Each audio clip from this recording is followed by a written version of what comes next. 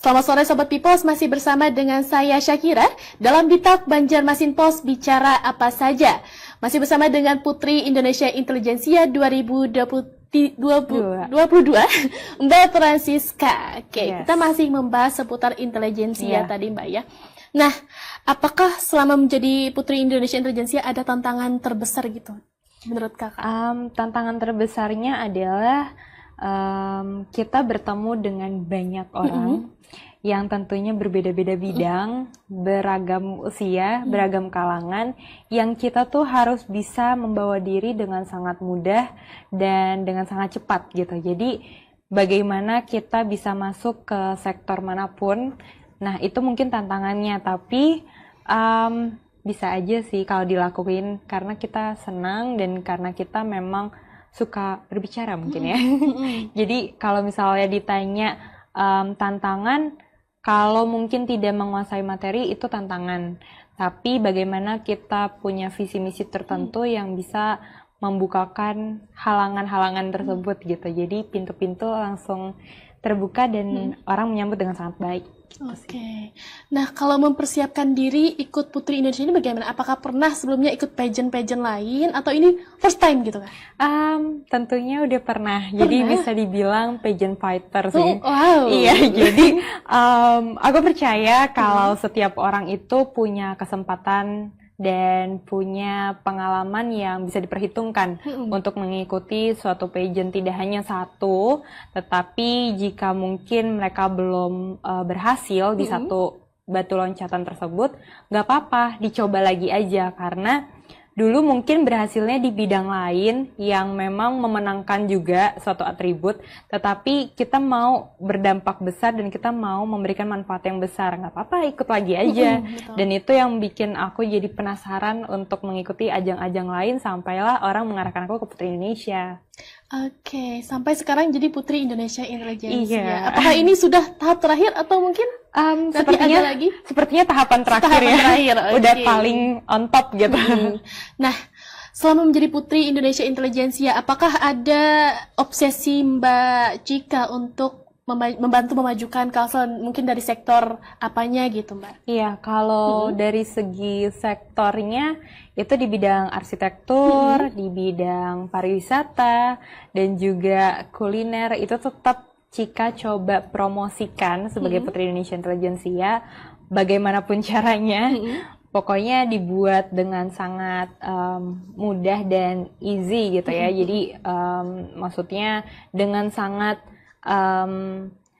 nyantai aja gitu, tapi memang selipan-selipannya tuh terus ada gitu, karena memang kecintaannya di bidang apapun, di bidang arsitektur, di bidang pariwisata, dan suka traveling juga sih. Jadi ya, jadi itu dua-duanya mendukung ya gitu.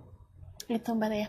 Nah, kan tadi dari berbagai macam bidang dan juga proses-proses yang pernah Mbak Cika jalani selama hidup di dunia gitu ya. Sangat motivasi dan juga berbagai macam bidang tadi.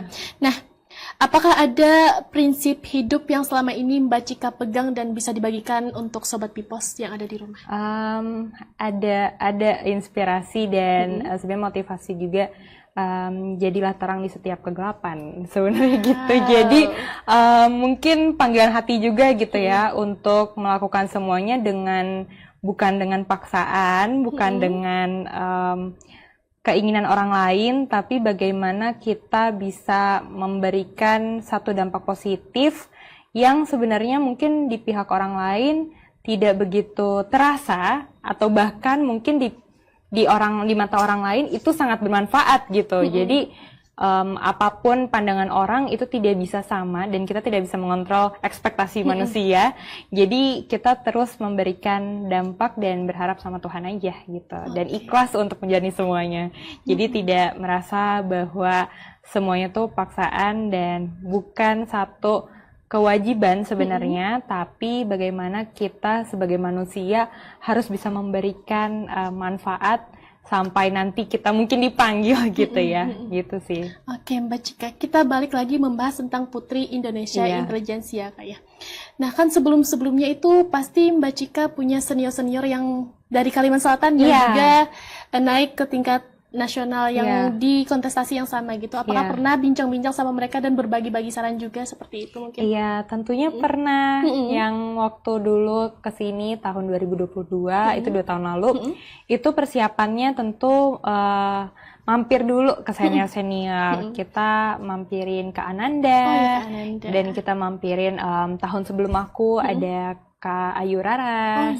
Iya, dan itu memang aku mencoba mengumpulkan ekspektasi dan mimpi-mimpi harapannya apa untuk Provinsi Kalimantan Selatan, yang mencoba kira-kira bagaimana kita bisa memberikan dampak lebih baik lagi, dan kira-kira apa yang bisa kita buat lebih maju lagi gitu untuk Kalimantan Selatan. Jadi kita mencari nih, oh kira-kira ketimpangan atau kekurangan di tahun lalu yang mungkin sudah dilakukan tanpa sengaja misalnya, atau mungkin kita mencoba memberikan kekuatan di bidang-bidang tertentu yang belum pernah dilakukan.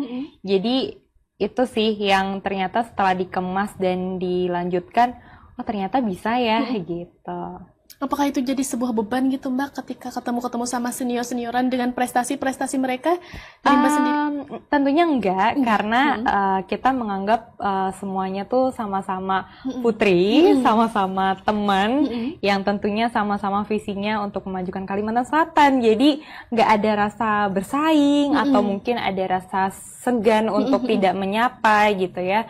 Jadi terus malah mendukung juga selanjutnya kalau misalnya ada yang mewakili Kalimantan Selatan, dan berusaha untuk memberikan ilmu-ilmu tambahan juga sih untuk mereka supaya mereka bisa lebih maju gitu.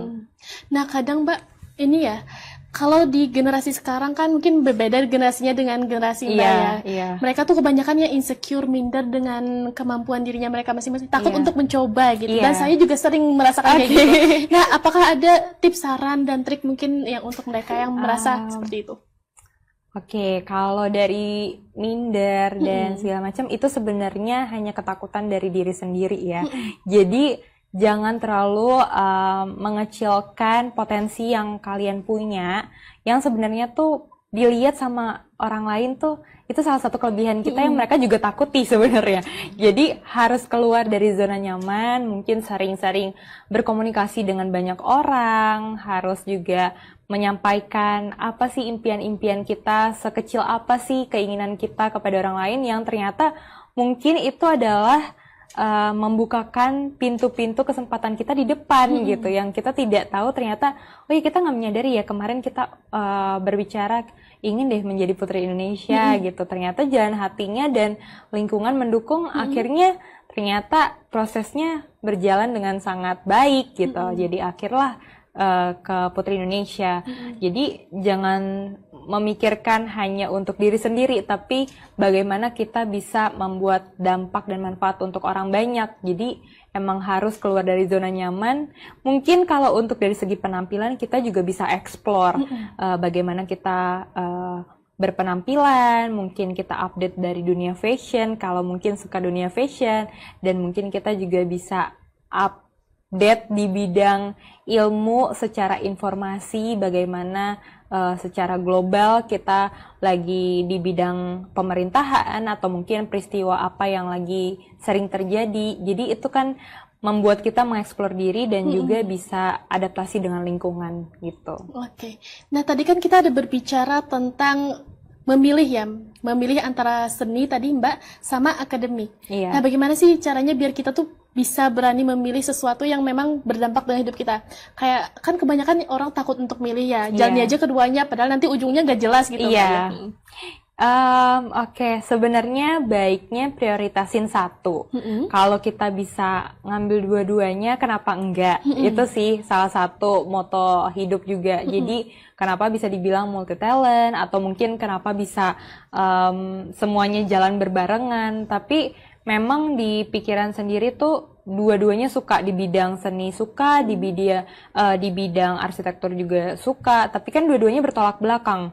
Nggak bisa dijalanin dua-duanya, gitu ya kan? Jadi bagaimana kita mengambil sisi positif seni ini, bagaimana kita bisa masuk ke dunia arsitektur tapi dunia seninya masih tetap jalan, atau bagaimana kita berkontribusi di dunia seni tapi arsitekturnya tetap jalan. Jadi ujung-ujungnya walaupun kita prioritasin salah satu atau mungkin kita menjalani keduanya di saat yang berbeda, tapi bagaimana kita dua-duanya berjalan barengan, ngerti ya? Jadi emang kira-kira dua hal yang berbeda ini, tapi kita bisa collab untuk dua hal ini menjadi satu hal yang kuat dan berpotensi untuk orang lain gitu sih. Bukan berarti mengorbankan salah satunya. Iya, walaupun mungkin nanti ada tantangan tersendiri ya, dan hal baru lagi nih yang tidak pernah kita expect kelebihan tantangan ini gitu. Tapi bagaimana kita hadapi dan mencoba analisa, cari solusinya, dan ternyata setelah dijalani,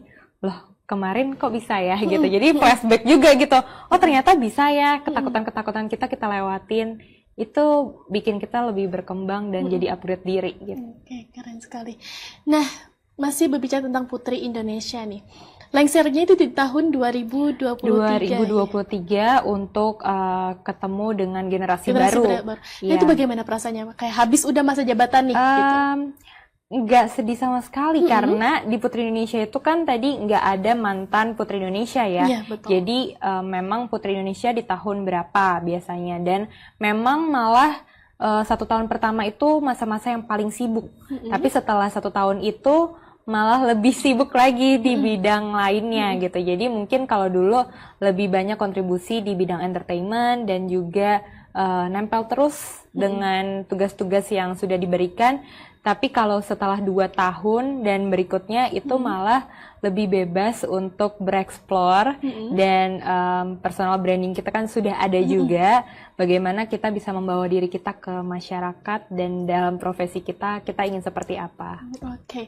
Nah, berbicara tentang personal branding nih Mbak Cika. Seberapa penting sih personal branding itu menurut Mbak Cika sendiri? Oke, mungkin dulu sebelum mengikuti Putri Indonesia bodo amat gitu ya? Belum kepikiran gitu ya. Masih bodo amat, mungkin sebagai mahasiswa yang aktif tahu kita mengikuti berbagai kontes, mungkin kita berbagai lomba itu hanya untuk uji diri sendiri. Kira-kira sampai mana sih kemampuan kita, bagaimana sampainya kita ke tahap percaya dirinya, bagaimana kita bisa nge-explore diri kita. Tapi nggak kepikiran kalau itu salah satu bagian dari personal branding.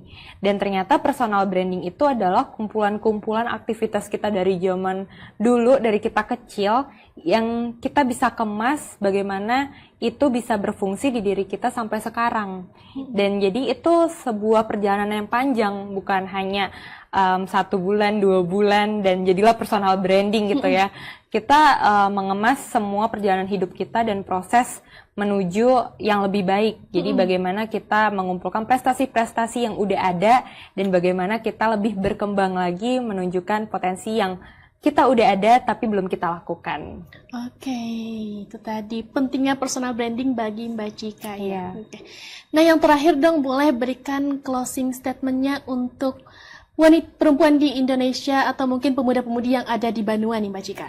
Oke, semuanya untuk para generasi muda, khususnya perempuan di Indonesia, maju terus, jangan takut bahwa kalian punya mimpi sekecil apapun, kalian bisa berdampak untuk orang banyak.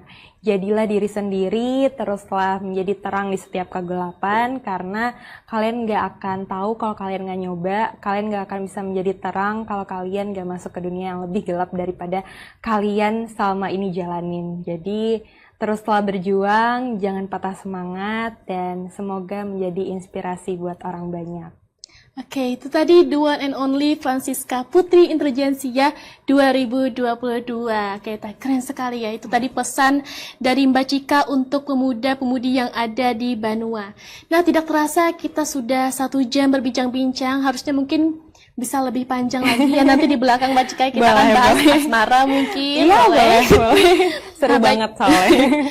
Baik, saya ucapkan terima kasih kepada Mbak Siska sudah meluangkan waktunya untuk mampir ke studio Banjarmasin Post. Jangan bosan-bosan nanti mampir lagi kayak sebagai narasumber atau nanti sebagai host di sini mungkin.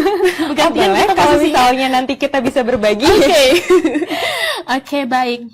Baik Sobat Vipos, karena sudah di penghujung waktu, maka dari itu saya akhiri perjumpaan kita di sore hari ini. Sampai jumpa di lain waktu dan tentunya Bitak akan kembali hadir lagi dengan narasumber-narasumber inspiratif lainnya. Baik, saya Syakira beserta seluruh kru yang bertugas mengucapkan terima kasih dan pamit sampai jumpa. Wassalamualaikum warahmatullahi wabarakatuh.